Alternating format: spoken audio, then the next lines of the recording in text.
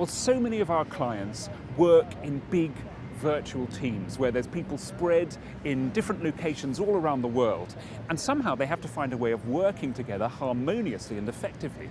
Now, this can be very, very difficult, especially when you're working in a team whose members don't meet very often.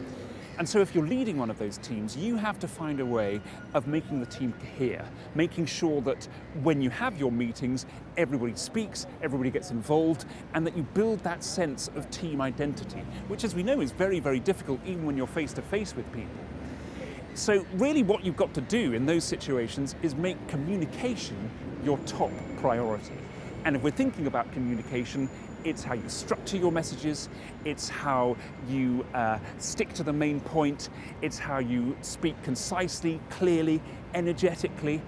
It's about thinking about your different audience members as well and how to keep them engaged. Finally, you throw into the mix the massive subject of cultural difference. Now, here at Speakers Corner, you've got people with really radically different opinions coming from all sorts of different parts of the world, expressing those opinions openly. And in a way, it's easier to see the differences because they're made so visible here. One of the challenges with working with a virtual global team is that you might have people coming from completely different directions, but working on the same thing. And sometimes those differences are harder to spot and harder to appreciate.